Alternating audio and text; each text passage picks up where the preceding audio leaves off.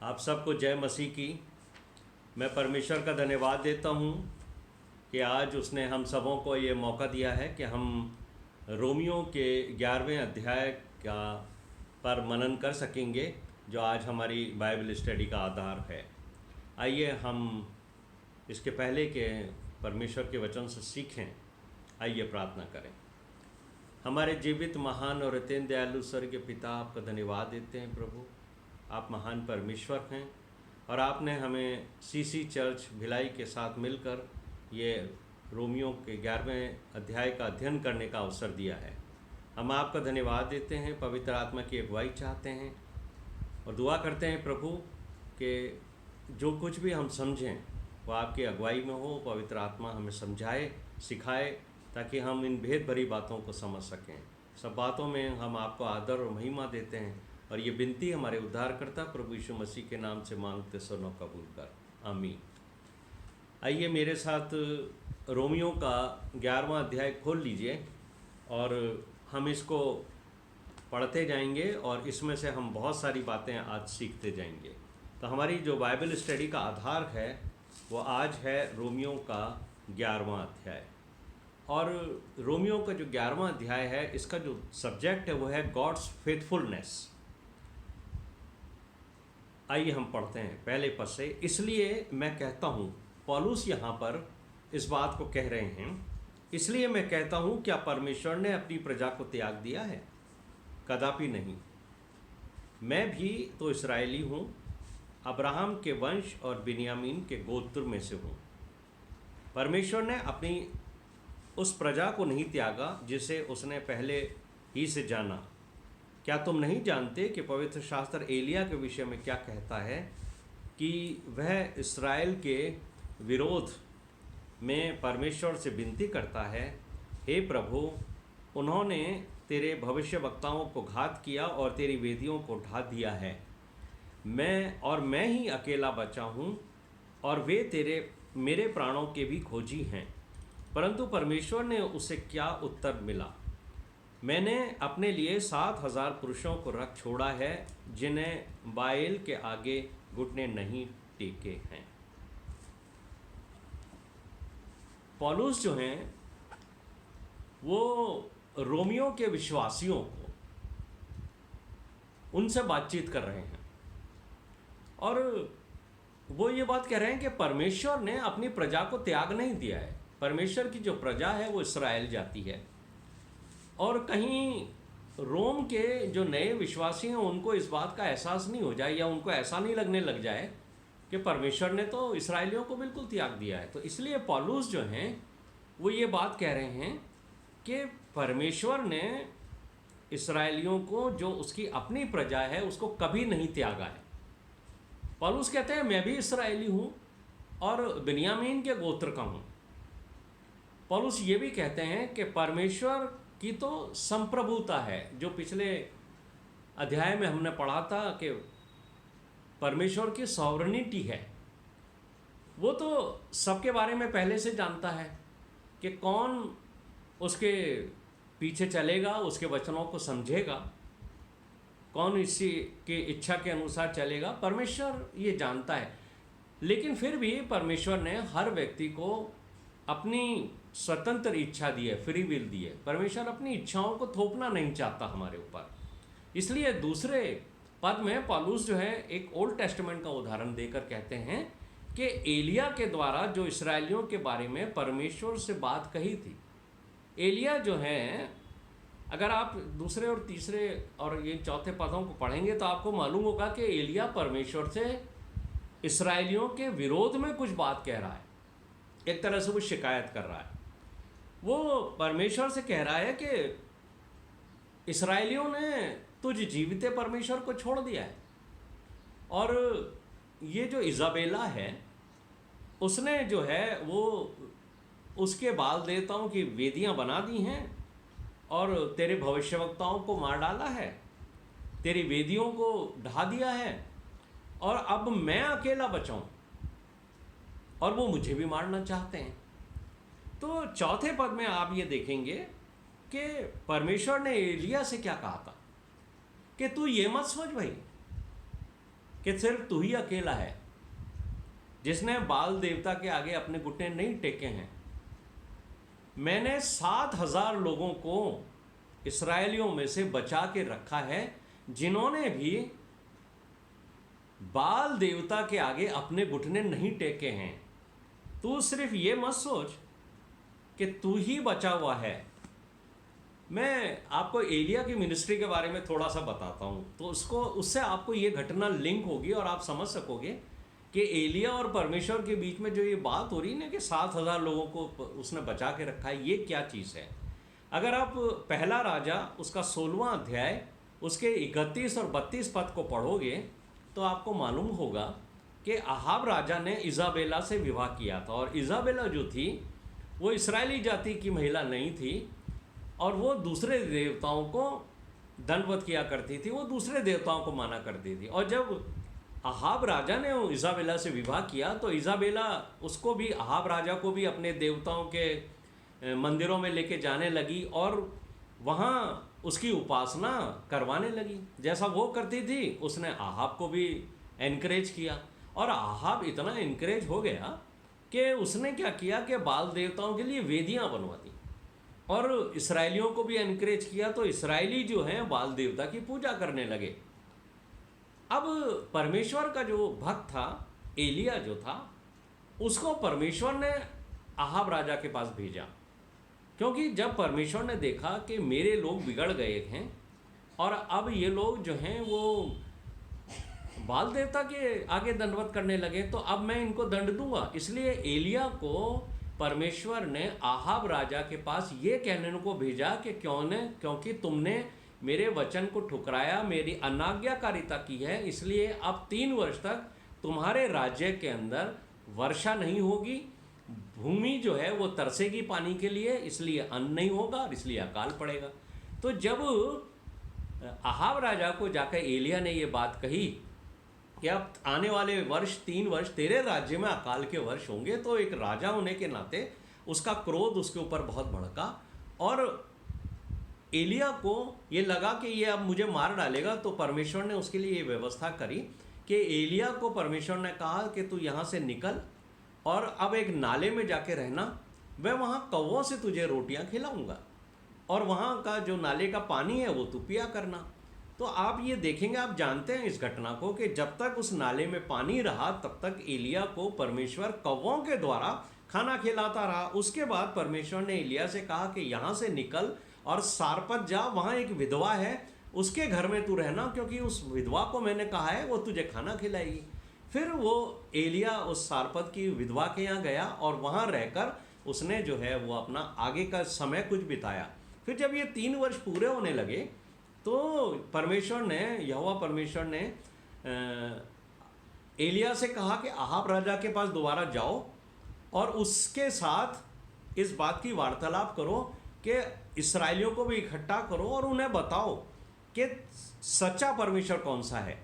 अगर बाल देवता सच्चा परमेश्वर है तो वो सिद्ध करे कि वो सच्चा है, और अगर इस्राएल का परमेश्वर सच्चा है तो एलिया जो है वो इस बात को सिद्ध करेगा। इसलिए आप उस घटना को जानते हो जब एलिया ने जाकर के बाल के पुजारियों को उभारा था, चैलेंज दिया था कि आओ हम वेदी के ऊपर बलि चढ़ाते हैं, तुम अपने वेदी के ऊपर बलि चढ़ाओ, मैं अपनी वेदी के ऊपर बलि चढ़ाऊंगा, और हम दोनों जो हैं अपने अपने परमेश्वर को पुकारेंगे। तुम बाल देवता को पुकारना, मैं जीवते परमेश्वर यहोवा को पुकारूंगा, और जो परमेश्वर सच्चा होगा वो आकाश से आग गिराकर इस वेदी को भस्म कर देगा। और आप जानते हैं कि बाल देवताओं के आगे बाल के पुजारियों ने सुबह से शाम तक जो है वो बहुत ही नारे लगाए, उसको पुकारा, लेकिन कुछ नहीं हुआ। लेकिन जैसे ही एलिया ने स्वर्ग के परमेश्वर को पुकारा, आकाश से आग गिरी और वो वेदी के ऊपर जितनी भी बलिदान चढ़ाया गया था उसको उसने भस्म कर दिया। तो इस्राएली ये जान गए कि यहोवा ही परमेश्वर है। अब ऐसे मौके का फ़ायदा उठा करके एलिया ने इस्राएलियों से कहा कि ये जो देवता को पूछते हैं, बाल के जो पुजारी हैं ना, इनको पकड़ लो। और वहाँ बाइबल में लिखा है कि एलिया ने 450 बाल के पुजारियों को, बाल के नबियों को नाले में ले जाकर उनका कत्ल कर दिया। और जब उसने उनको मार डाला तो ये खबर इजाबेला तक पहुँच गई। इजाबेला को बहुत गुस्सा आ गया, क्योंकि ये जितने भी बाल के नबी थे, पुजारी थे, ये इजाबेला के महल के अंदर ही खाना वाना खाया करते थे और वहाँ से वो पलते थे। तो इजाबेला ने एलिया को ये खबर भेजी कि कल शाम तक जो है मैं तेरे प्राणों को ले लूँगी। अब आप ये देखिए कि जैसे ही एलिया को ये मालूम पड़ा, क्योंकि इजाबेला जो थी वो बड़ी खतरनाक औरत थी और बहुत ही दुष्ट चरित्र की थी, और वो जानता था एलिया कि ये हो सकता है मुझे मरवा दे। तो एलिया वहाँ से भागा और भागकर वो एक जंगल में पहुँचा और जंगल में एक पेड़ के नीचे बैठकर परमेश्वर को याद करने लगा और कहने लगा, हे परमेश्वर, मुझे तो तू मौत दे दे, क्योंकि मैं तो बिल्कुल भला नहीं हूँ। और परमेश्वर ने उससे बातचीत करी, और जब उसकी और परमेश्वर की बातचीत हो रही थी तब उसने ये बात कही कि देख, मैं तो अकेला ही बच गया हूँ, और तो लोगों ने तो सबने, इसराइलियों ने घुटने टेक दिए बाल के, और मैं बचा हूँ, मैं अकेला जो हूँ वो तेरे पास आया हूँ तुझे ये बताने के लिए कि मैंने तेरी आज्ञा पूरी करी है और वहाँ कोई तेरा चाहने वाला नहीं है। तब परमेश्वर ने उसे कहा कि तू इस भ्रम में मत रह कि तू अकेला ही है जो जिसने बाल के आगे अपने घुटने नहीं टेके हैं। वहाँ परमेश्वर ने उसको ये बात कही थी कि तू अकेला नहीं है, बल्कि उस पूरे इसराइल में 7,000 ऐसे इसराइली स्त्री और पुरुष हैं जिनको मैंने आज तक बचा के रखा है, कि वो भी हैं जिन्होंने बाल के आगे अपने घुटने नहीं टेके हैं। तो पौलुस जो हैं वो 5वें पद में यही बात कहना चाहते हैं कि इसी रीति से, जिस रीति से परमेश्वर ने इसराइल के समय में लोगों को बचा के रखा हुआ था, इस समय में भी परमेश्वर के अनुग्रह से चुने हुए कुछ लोग बाकी हैं, कुछ लोग अभी भी हैं जिनको इसराइल में परमेश्वर ने रखा हुआ है। और 6ठे पद में पौलुस इस बात पर जोर देते हैं कि यदि तुम सबको परमेश्वर ने अपने लिए चुना है तो फिर ये अनुग्रह के कारण हुआ है। ये जो रोमी क्रिश्चियंस थे वो कुछ घमंड में भरने लगे थे, वो ये देखने लगे थे कि अब हम परमेश्वर की निज प्रजा हो गए हैं और इसराइलियों को तो परमेश्वर ने त्याग दिया है। तो पौलुस उनको ये बता रहे हैं कि तुम्हारा जो चुनाव हुआ है वो परमेश्वर के अनुग्रह की वजह से हुआ है। तुम ये मत सोचना कि तुम्हारे कर्मों की वजह से हुआ है, कि तुमने कोई बहुत अच्छे काम किए हैं, इस वजह से तुम्हारे को चुना गया है। और अगर आप इतिहास को जानना चाहते हैं तो आपको मालूम होगा कि यीशु मसीह के आने से 400 साल पहले से परमेश्वर ने लोगों से बात करना बंद कर दिया था, और कोई भी नबी या भविष्य वक्ता परमेश्वर ने इसराइलियों के बीच में नहीं भेजा था। लेकिन इन 400 वर्षों में भी परमेश्वर ने इसराइली जाति में या संसार में कुछ ऐसे लोगों को रख के छोड़ा था। जैसे कहते हैं ना कि कोई इमारत गिर जाती है तो उसके अवशेष रह जाते हैं, वो अवशेष लेके लोग कहते हैं कि भाई ये कभी इमारत हुआ करती थी। तो इसराइली जाति में से भी कुछ लोग जो मसीहा के आने की राह देख रहे थे, उनको परमेश्वर ने रख छोड़ा था ताकि वो परमेश्वर की यानी प्रभु यीशु मसीह को मसीहा के रूप में स्वीकार करें और उसके दर्शन की खोजी हो। इसीलिए तो आप ये देखेंगे कि ये जो 3 मजूसी आए थे, 3 वाइज मैन, ये कहाँ से आए थे? क्योंकि ये वो लोग थे जो इसराइल के लिए, छुटकारे के लिए यीशु मसीह के जो मसीहा के रूप में आने वाला था उसकी राह देख रहे थे। और जब उन्होंने वो तारा देखा तो वो जान गए कि मसीहा का जन्म हो गया है, इसलिए वो अलग अलग जगहों से आए। इसके अलावा भी मैं आपको एक और जगह से बताता हूँ। अगर आप मेरे साथ लूका का 2रा अध्याय निकालें, लूका का 2रा अध्याय निकालें और उसका 30वां पद पढ़ें, तो यहाँ पर आप देखेंगे कि यहाँ पर भी यरूशलेम के अंदर शमौन नाम का एक मनुष्य था जो धर्मी और भक्त था। 25वें पद में लिखा है, और इस्राएल की शांति की बाट जो रहा था और पवित्र आत्मा उस पर उतरा। और 25वें पद से मैं पढ़ रहा हूँ, और पवित्र आत्मा द्वारा उस पर यह प्रकट हुआ कि जब तक वह प्रभु मसीह को ना देख लेगा तब तक मृत्यु का स्वाद नहीं चखेगा। और जब यीशु मसीह के को यानी जब माता और पिता उस बालक को मंदिर के भीतर लेके आए कि उसको व्यवस्था के अनुसार, रीति के अनुसार उसके साथ करें, तब उसने, शमौन ने उसे अपनी गोद में लिया। यीशु मसीह को शमौन ने अपनी गोद में लिया और परमेश्वर का धन्यवाद करके क्या कहा 29 और 30वें पद में, हे स्वामी, अब तू अपने दास को अपने वचन के अनुसार शांति से विदा करता है, क्योंकि मेरी आंखों ने तेरे उद्धार को देख लिया है। यानी आप ये देखें कि इस्राएल के अंदर, पूरे इस्राएली जाति के अंदर बहुत थोड़े लोग थे जो अपने मसीहा के आने की राह देख रहे थे। उसमें एक ये शमौन भी था, और एक वो विधवा भी थी जो 84 वर्ष से विधवा थी। उसके बारे में भी इसी उसके अंदर लिखा हुआ है, जिसका नाम हन्ना था। अगर आप 36, 37, 38वां पद पढ़ेंगे तो आपको यहाँ पर मालूम होगा कि 36वें पद में, लूका 2:36 में, कि हन्ना नाम फनुएल की बेटी एक भविष्यवक्तनी थी। वह बहुत बूढ़ी थी और विवाह होने के बाद 7 वर्ष अपने पति के साथ रह पाई थी। वह 84 वर्षीय विधवा थी और मंदिर को नहीं छोड़ती थी, पर उपवास और प्रार्थना करके रात दिन उपवास किया करती थी। वो उसी घड़ी वहाँ आकर प्रभु का धन्यवाद करने लगी। किस घड़ी? जब यीशु मसीह के को लेकर जोसेफ और मेरी जो हैं वो मंदिर में आए थे, उनकी यहूदियों की विधि के अनुसार 8वें दिन। तो यहाँ पर आप ये देखिए कि जैसे ही इस हन्ना ने यीशु मसीह को देखा, वो जान गई, क्योंकि वो राह देख रही थी मसीहा की। अब 38वें पद को देखिए, वो उस घड़ी वहाँ आकर प्रभु का धन्यवाद करने लगी और उन सबों से जो यरूशलेम के छुटकारे की बाट जो रहे थे इस बालक के विषय में बातें करने लगी। यानी वो बताने लगी कि देखो मसीहा का जन्म हो गया है। यहाँ पर पौलुस जो हैं रोमी विश्वासियों से बोल रहे हैं कि तुम अपने कामों पर घमंड मत करना भाई। हाँ, तुम कामों पर घमंड मत करना, क्योंकि तुमने मसीह को विश्वास से ग्रहण किया और तुमको अनुग्रह की वजह से ये विश्वास मिला है कि तुम मसीह के निज प्रजा के हिस्से हो जाओ। आज भी परमेश्वर इस समय में हर देश में, किसी न किसी देश में, किसी न किसी कोने के अंदर अपने विश्वासियों को रखता है। तो हमें कभी ये नहीं सोचना चाहिए कि सिर्फ हम ही हैं भारत के अंदर, या हम छत्तीसगढ़ में, राजस्थान में, यूपी में, एमपी में हम ही हैं बस। कभी कभी हमें ये भ्रम होने लगता है कि हम हैं, हमारे काम इतने अच्छे हैं, हम परमेश्वर की सेवा करते हैं इसलिए हम चुने हुए हैं। नहीं नहीं, जो रोमन्स का जो लिखने वाला है पौलुस, उसका जो थीम है वो यही है कि salvation is not by works, कामों के द्वारा हमारा उद्धार नहीं है। इसलिए 7वें पद के अंदर पौलुस जो हैं वो यही बात इसराइलियों से कह रहे हैं कि अपने मसीहा की खोज में कोई कसर नहीं छोड़ी है। इसराइलियों ने अपने मसीहा को खोजने में कोई कसर नहीं छोड़ी है, फिर भी उनको वो नहीं मिला।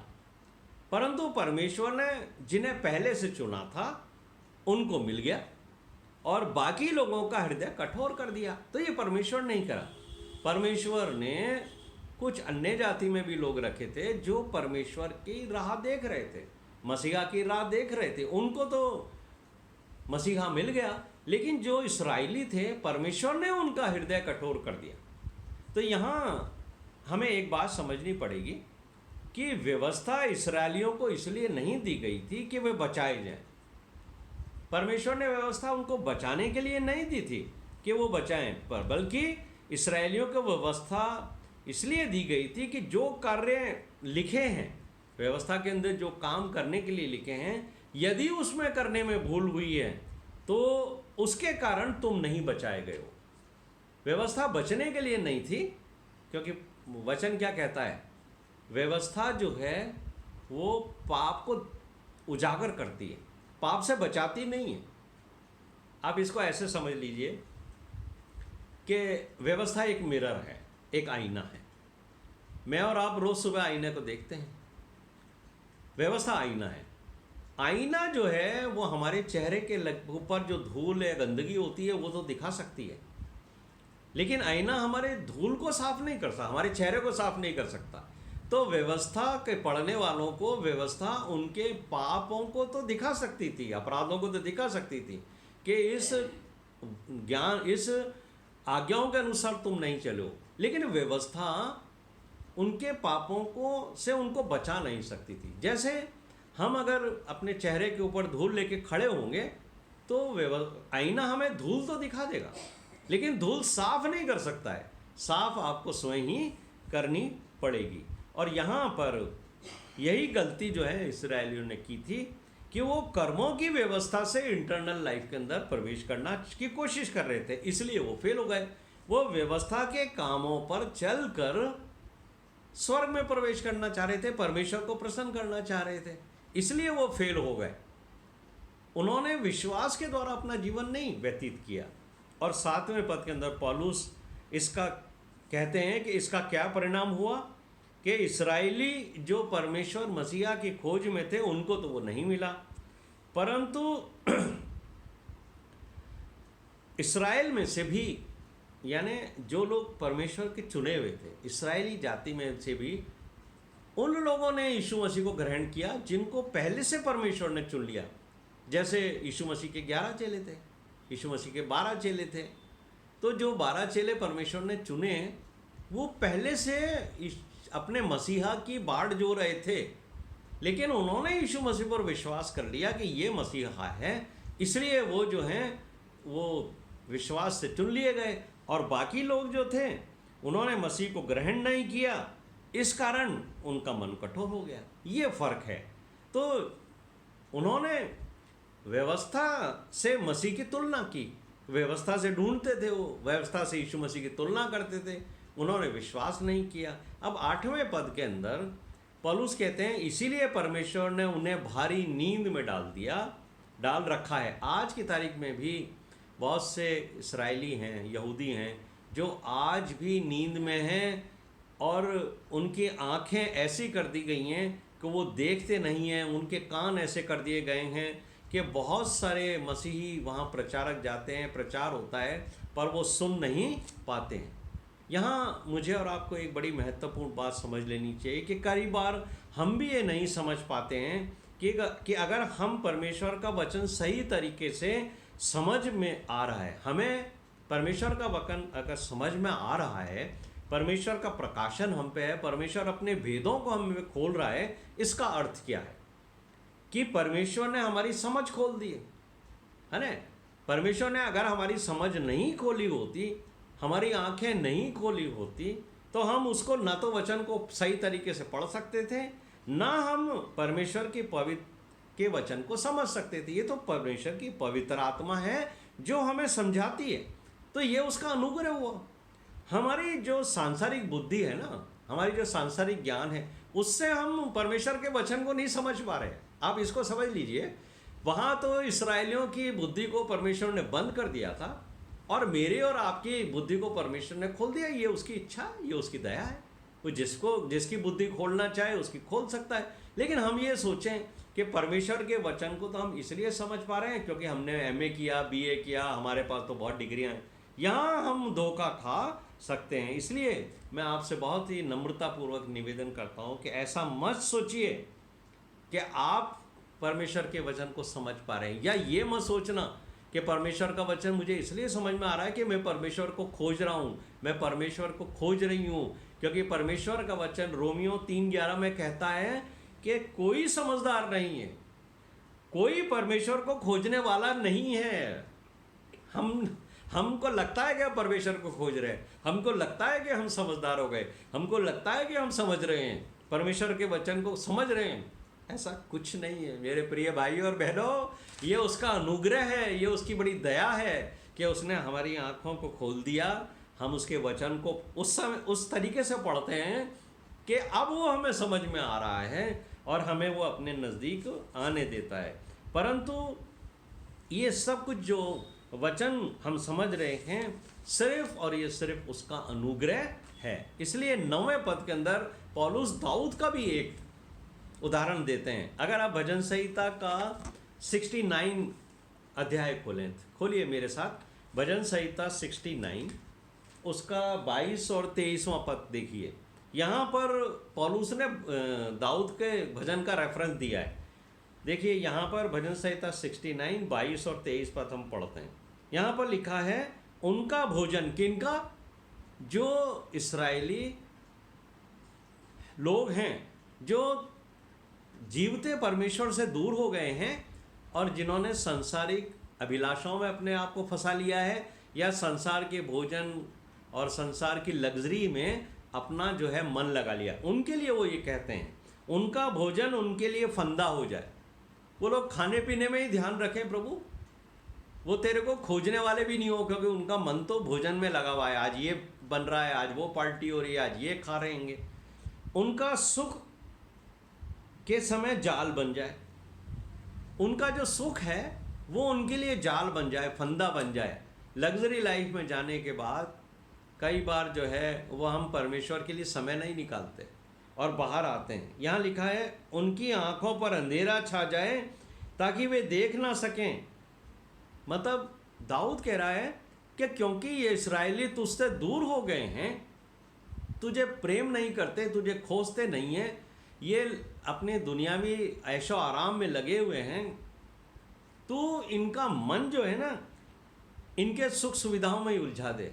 इनका भोजन जो है वो इनके लिए फंदा बन जाए, उनकी आंखों के आगे अंधेरा छा जाए, क्योंकि ये तुझे ढूंढते नहीं है, तो परमानेंट जो है ये तेरे से दूर हो जाएं। और क्या लिखा है कि तू इनकी कटी को निरंतर कपाता रहे। ये एक बड़ी समझने वाली बात है। ये एक तरह सा मतलब ये कर्स है ना। ये जो कटी होती है, आप जानते हैं इसको, ये क्या चीज़ होती है?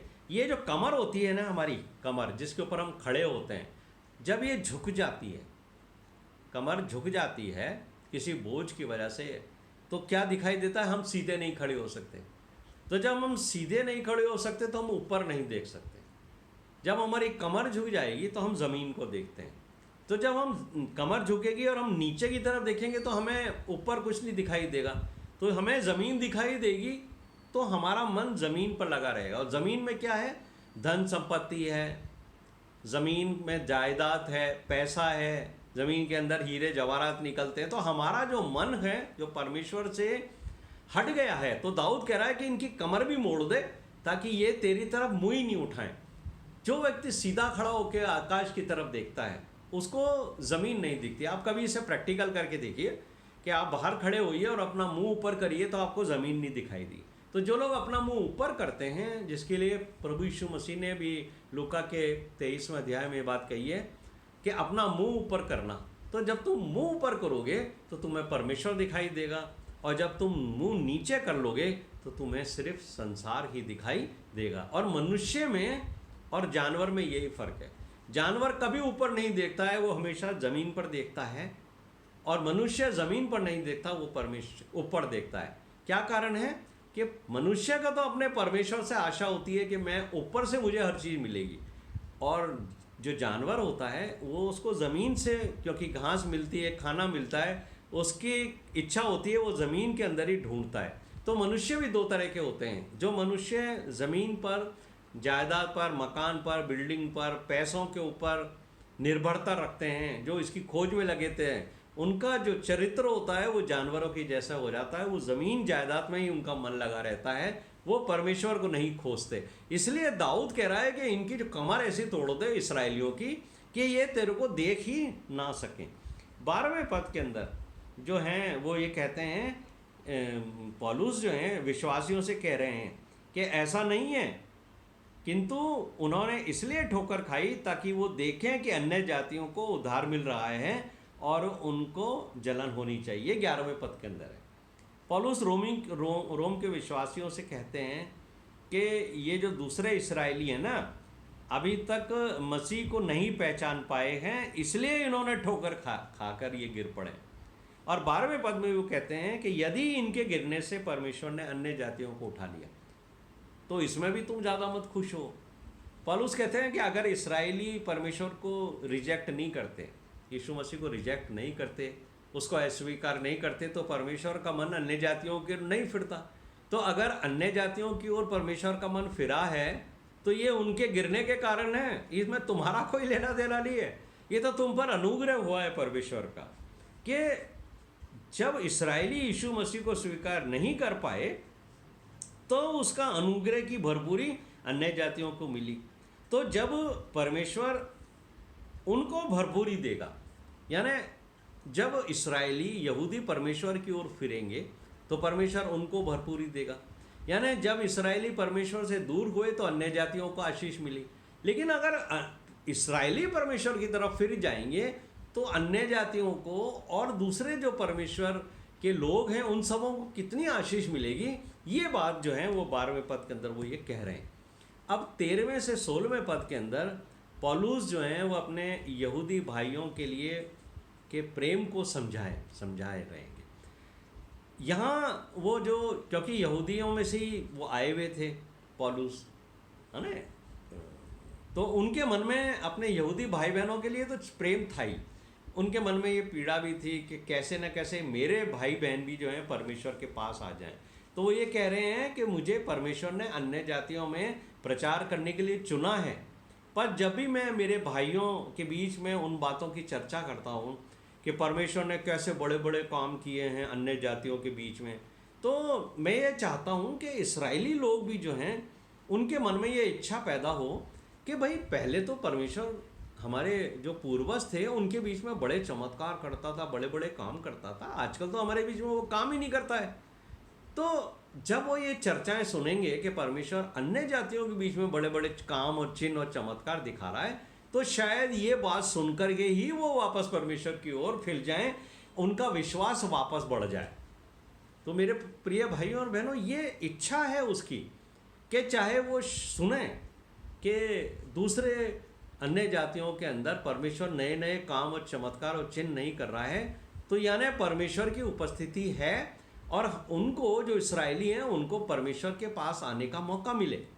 या मैं आपको एक बात और समझाना चाहता हूँ कि अगर आपके मंडली के अंदर, आपके सीसी चर्च भिलाई में या दूसरे जो अन्य चर्च के सदस्य सुन रहे हैं, मैं उनसे भी ये कहना चाहता हूँ, अगर आपके चर्च में, आपकी मंडली के बीच में चिन्ह और चमत्कार नहीं हो रहे हैं तो आप इससे निराश मत होइए।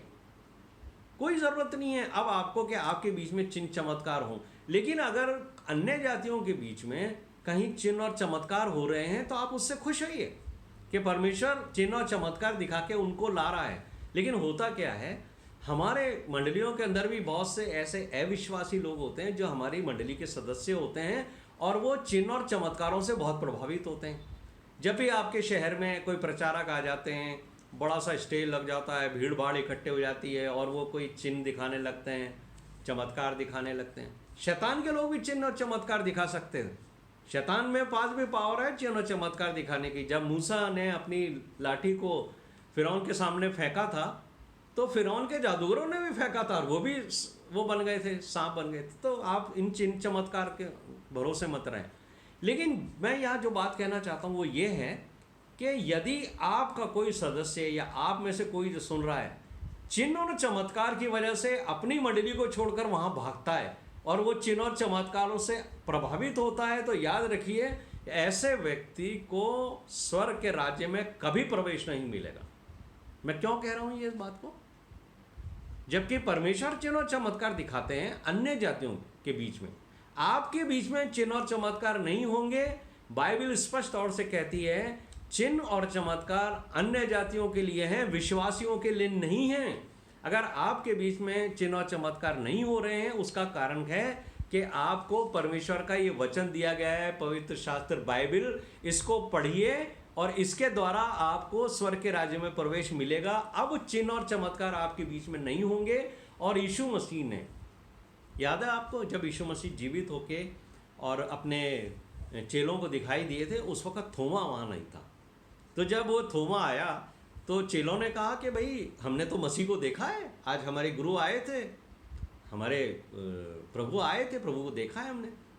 तो क्या कहा था थोमा ने, बोले मैं तो जब तक उसके उंगली नहीं डाल लूँ, सीने में जहाँ भाला लगा है उसमें हाथ नहीं डालूँ, मैं तो विश्वास नहीं करूँगा। तो दोबारा जब यीशु मसीह आए तो यीशु मसीह इस बात से खुश नहीं थे कि उसने जो है वो इस तरीके की डिमांड करी है। यीशु मसीह ने उसको बुलाया अपने पास, बोले थोमा यहाँ पास आओ, बोले ये उंगली डाल अपनी, यहाँ डाल उंगली, मेरे हाथ में उंगली डाल, मेरे ये सीने में अपना हाथ डाल, अरे विश्वासी बन, अविश्वासी मत बन। तो क्या था, थोमा बहुत शर्मिंदा हुआ था और थोमा ने कहा प्रभु मुझे क्षमा कर। यीशु मसीह ने जो एक बात कही थी वो बड़ी महत्वपूर्ण थी। उन्होंने थोमा से कहा था कि तूने तो मुझे देखकर विश्वास किया है, अरे धन्य वो होंगे जो मुझे नहीं देखेंगे लेकिन फिर भी मुझ पर विश्वास करेंगे। तो मेरे प्रिय भाइयों और बहनों, हम वो लोग हैं जिन्होंने यीशु मसीह को देखा नहीं लेकिन बिना देखे उस पर विश्वास करते हैं, क्योंकि हम परमेश्वर की दया और उसकी करुणा, उसके अनुग्रह के वजह से बचाए गए हैं। और इसलिए बचाए गए हैं क्योंकि हमने विश्वास रखा है। तो यहाँ पर पौलुस जो हैं वो इसी बात को कह रहे हैं इसराइलियों में से जो लोग रोम की कलीसिया के अंदर आकर के प्रभु के विश्वासी बन गए हैं, कि तुमने विश्वास से ग्रहण किया है। अब याद रखना कि परमेश्वर ही तुम्हें आगे बढ़ाएगा, परमेश्वर तुम्हें फलवंत करेगा। तुम अपने कर्मों पे वो बार बार इस बात का फोकस करते हैं पौलुस के, तुम अपने कर्मों पे ध्यान मत लगाना। तुम ये सोचो कि हमारे कर्मों की वजह से हम बचे हैं। तो पौलुस जो हैं रोमियो के 11वें अध्याय के 17 से और 24 पद में एक बड़ी अच्छी बात बताते हैं। ये भी बात हमें सीखनी चाहिए। पौलुस उन लोगों से जो अन्य जातियों से मसीह के पास आए हैं उनसे कह रहे हैं, उनसे एक उदाहरण देके वो बोल रहे हैं कि परमेश्वर तो जैतून का पेड़ है और डालियां जो हैं वो इसराइली हैंगे, पर उन इसराइलियों ने यीशु मसीह को नहीं अपनाया, इसलिए फल उनके जीवन में नहीं लगे। है ना, इस बात को समझ लीजिए कि पेड़ तो परमेश्वर है, यीशु मसीह को नहीं अपनाने के कारण इसराइलियों में फल नहीं लगे, इसलिए परमेश्वर ने उन डालियों को तोड़ डाला।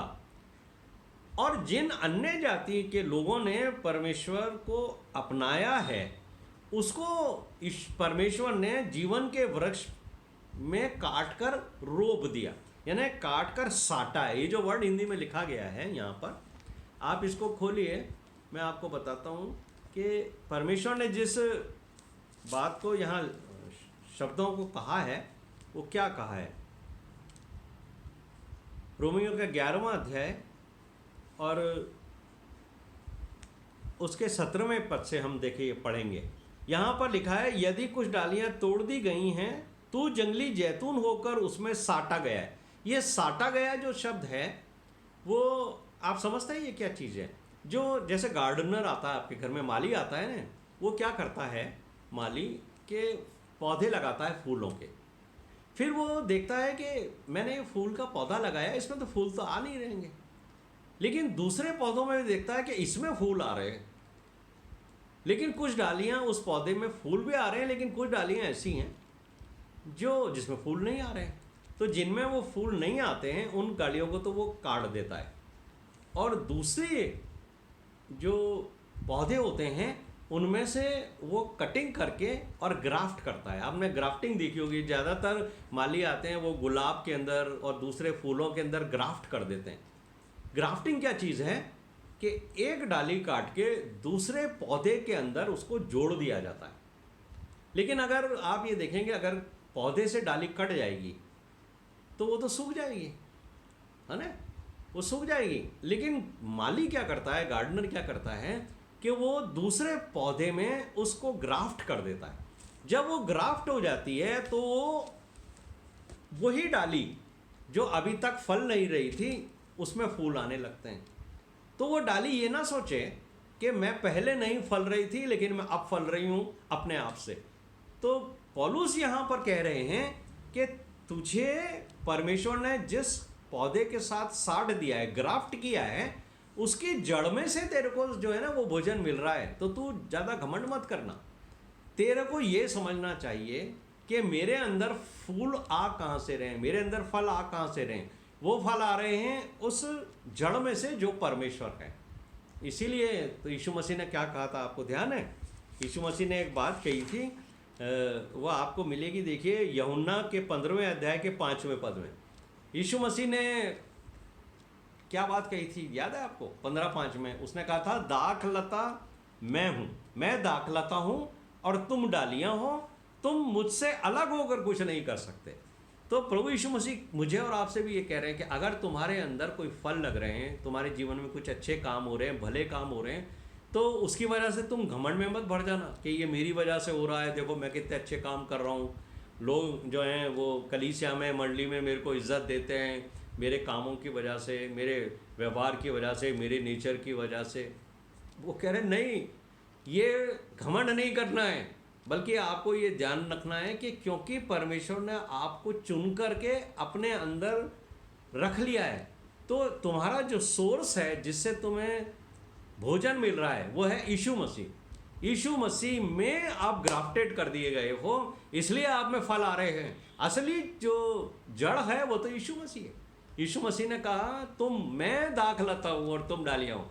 अगर तुम मुझसे अलग हो जाओगे ये सोच करके कि हम फल रहे हैं, अगर तुम मुझसे कट गए तो तुम फल नहीं सकते। और यही इस्राएलियों के साथ हुआ, वो फल नहीं रहे थे, इसलिए परमेश्वर ने उन्हें काट दिया। तो पौलुस जो हैं वो इन नए विश्वासियों से कह रहे हैं कि याद रखना, अभी अगर तुम फल रहे हो तो ज़्यादा घमंड करने की ज़रूरत नहीं है। परमेश्वर ने उन इस्राएलियों को जो उसकी निज प्रजा थी, जब उनको काट के फेंक दिया, तो अगर तुमने घमंड किया या तुम फले नहीं तो याद रखना वो तुम्हें भी नहीं छोड़ेगा। यही बात जो है ना पौलुस ने इस 11वें अध्याय के उसमें ये बात कही है। उसने 23 और 24वें पद के अंदर है ना, यहाँ पर वो कहते हैं वे भी यदि विश्वास में ना रहें तो साटे जाएंगे, क्योंकि परमेश्वर उन्हें फिर साट सकता है। क्योंकि यदि तू उस जैतून से जो स्वभाव से जंगली है काटा गया, यानी हमारे जो पूर्वज थे, हमारे बाप दादा जो थे वो तो अन्य जाति से आए थे, उनके जो देवी देवता थे जिसको वो पूजा करते थे, वो उनके अंदर कोई शक्ति नहीं थी, कोई बल नहीं था। इसलिए हमारे जो बुजुर्ग थे, हमारे जो पूर्वज थे, वो उनके जीवन में फल नहीं था। लेकिन परमेश्वर की दया हुई कि उन्होंने उनको अन्य जातियों में से काट कर अपने वृक्ष में साट दिया, है ना।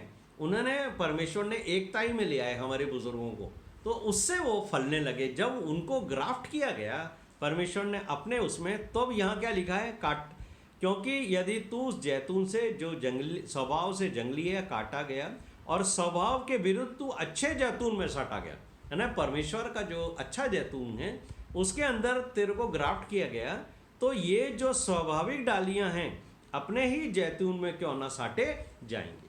तो परमेश्वर कह रहे हैं, पौलुस कह रहे हैं कि इस्राएलियों को परमेश्वर ने रिजेक्ट नहीं कर दिया है 100%, क्योंकि वो फल नहीं ला रहे थे, इसलिए परमेश्वर ने उन्हें काटा और उनको अलग किया है। लेकिन अगर वो पश्चाताप करेंगे, फिरेंगे, तो परमेश्वर वापस उनको ग्राफ्ट करेगा और इस जैतून के पेड़ में लगा देगा। तो ये यहाँ पर जो बड़े भेद को वो समझा रहे हैं वो यही है। 25वें पद में पौलुस कह रहे हैं कि जब परमेश्वर की डिसओबीडियंसी की वजह से अन्य जातियों के लिए मार्ग खुला है, और अभी बहुत सारी और जातियां भी जो हैं उनका भी उद्धार परमेश्वर करना चाहता है, तो इसलिए आप देखेंगे कि सारी दुनिया के अंदर इन दिनों में प्रचार हो रहा है ना। सारी दुनिया में प्रचार हो रहा है, हज़ारों लाखों लोग जो यीशु मसीह के पास आ रहे हैं। लेकिन अभी भी इस्राएल का एक वर्ग है जिसका मन कठोर है, उसने अभी भी यीशु मसीह को नहीं स्वीकार किया है। इसलिए पौलुस 26 और 27 में पद में कहते हैं कि ये तो परमेश्वर की योजना है, ये परमेश्वर की योजना है कि इस्राएल जो उसकी निज प्रजा है, इसलिए जो वायदा परमेश्वर ने अब्राहम से किया था परमेश्वर नहीं छोड़ेगा। परमेश्वर अपने वायदे में खड़ा है। जब हम ये बात कहते हैं ना परमेश्वर अपने वायदे में खड़ा है, तो आप याद करिए कि परमेश्वर ने अब्राहम से भी तो ये वादा किया था कि मैं तेरे वंश को खूब बढ़ाऊंगा, तुम मेरी निज प्रजा होगा, मैं तुम्हें ना छोड़ूंगा न मैं त्यागूंगा। तो परमेश्वर उनको कभी नहीं त्यागेगा। जब परमेश्वर ने उनको अपनी निज कौम की, उनको याद है आपको, परमेश्वर ने उनको 10 आज्ञाएं दी थी उसके ऊपर लिख करके, किसके ऊपर, मूसा को दिया था ना, पटिकाओं के अंदर लिख करके, वो उन्होंने स्वीकार नहीं किया। लेकिन परमेश्वर ने उनके लिए एक योजना और बना रखी है। अगर आप यिर्मयाह का 31वां अध्याय निकालेंगे तो मैं आपको परमेश्वर की उस योजना के बारे में भी यहाँ बताना चाहता हूँ जो परमेश्वर ने इस्राएल जाति के लिए लिखी, कि कैसे ना कैसे ये मेरे पास वापस लौट के आ जाएं। परमेश्वर कभी त्यागता नहीं है मेरे प्रिय भाइयों और बहनों, वो हमेशा मौका देता है हमें। वो तो हम ही हैं जो अपने घमंड के कारण परमेश्वर से दूर होते हैं। आप दिखा लिए यिर्मयाह का 31वां अध्याय उसके 33 और 34वें पद में परमेश्वर ने यहाँ पर पौलुस जो हैं वो इस बात का रेफरेंस दे रहे हैं कि परमेश्वर की क्या योजना है। 33वें पद में लिखा है, यिर्मयाह 31-33 में, परंतु जो वाचा मैं उन दिनों के बाद इसराइल के घराने से बांधूंगा वो ये है कि मैं अपनी व्यवस्था उनके मन में समाऊंगा और उसे उनके हृदय पर लिखूंगा और मैं उनका परमेश्वर ठहरूंगा और वे मेरी प्रजा ठहरेंगे। ये यहोवा की वाणी है। तो यानी परमेश्वर ने उनके लिए एक योजना और बना रखी है कि अगर तुमने ये 10 हुक्म नहीं स्वीकार किए हैं तो अब ये जो आज्ञाएं हैं जो तुम्हें यीशु मसीह के पास लेके आएंगी वो अब मैं पत्थर पे लिख के नहीं दूंगा, बल्कि मैं तुम्हारे हृदय के ऊपर लिख के दूंगा, ताकि तुम उन लिखी हुई आज्ञाओं के द्वारा अपने प्रभु को जान सको, उस मसीहा को जिसको मैंने तुम्हारे लिए भेजा है। और 28वें पद में पौलुस कहते हैं कि सुसमाचार इस्राएलियों को दिया गया है, उन्होंने उसे स्वीकार नहीं किया। तब जो अन्य जातियों से आए हैं तुम लोग, पौलुस उनसे बात कर रहे हैं, उन्होंने स्वीकार कर लिया तो तुमको लगता है कि ये इस्राएली परमेश्वर के बैरी हैं।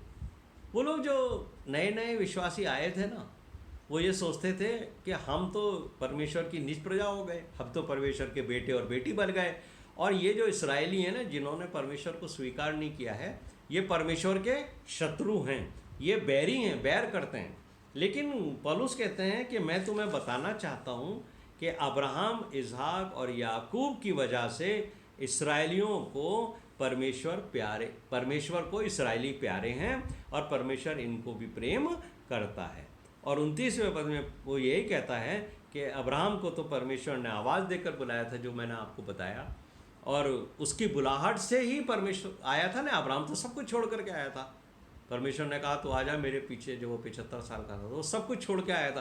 तो जब वो सब कुछ छोड़ के आया और परमेश्वर ने उसके वंश के लिए वादा किया, तो परमेश्वर कैसे भूल सकता है अपने वादों को। इसलिए इस्राएली जाति के लिए परमेश्वर जो हैं वो कुछ ना कुछ योजना करेंगे। और तीसरे जो पद है वर्ष 30, उसमें पौलुस कहते हैं कि जैसे तुम्हारे बाप दादों ने पहले परमेश्वर की आज्ञा और बुलाहट को नहीं माना था और ना पहचाना था, पर अब तुम पर परमेश्वर की दया हुई है, इसलिए क्योंकि इस्राएली आज्ञा नहीं मान रहे। बार बार मुझे और आपको परमेश्वर का दास पौलुस ये याद दिलाता है कि हम जो अन्य जातियों से आए हैं ना, उन पर परमेश्वर ने इसलिए दया की है कि इस्राएलियों ने परमेश्वर को स्वीकार नहीं किया। 31 और 32वें पद में पौलुस कहते हैं, पहले हमारे पूर्वजों के लिए कि परमेश्वर से वो दूर थे, हमारे परमेश्वर, पर परमेश्वर के लोग परमेश्वर से दूर हैं, तो ये सब परमेश्वर की योजना है कि वो हमें आज्ञा उल्लंघन का बंदी बना कर रखता है ताकि वो सब पर दया करे। देखिए परमेश्वर के भेद क्या है, ये हमारी समझ में नहीं आ सकते। कभी तो परमेश्वर इस्राएलियों से आज्ञा का उल्लंघन कराता है ताकि अन्य जाति के लोग आ जाएं, फिर अन्य जातियों से उल्लंघन करवाएगा कि वो अन्य जाति छोड़ के जाएंगे तो इसराइलियों को वो वापस लेके आएगा। तो हमारे डिसओबीडियंस की वजह से भी परमेश्वर दूसरों को मौके देता है कि उसकी डिसओबीडियंसी की वजह से किसी न किसी की भलाई हो। और पौलुस 33 और 34वें पद के अंदर ये कहते हैं कि परमेश्वर का जो अथाह ज्ञान है ना, उसकी जो बुद्धि है ना, वहाँ पौलुस उसकी प्रशंसा कर रहे हैं कि हम मनुष्य अपने जीवन काल में कभी नहीं समझ सकेंगे, क्योंकि उसके जो विचार हैं परमेश्वर के, उसकी जो योजनाएं हैं परमेश्वर की, वो हम इस बुद्धि से कभी नहीं समझ सकते। और ये बात यशाया के 55वें अध्याय के 8वें पद में भी आपको पढ़ने को मिलेगी। मेरे साथ निकालिए, जहाँ यशाया भविष्य वक्ता ने ये बात कही है, जो पौलुस ने ये बात कही ना यहाँ पर 33 और 34वें पद के अंदर, कि परमेश्वर का ज्ञान, परमेश्वर की बुद्धि वो अथाह है, वो हम अपने जीवन काल में नहीं समझ सकते।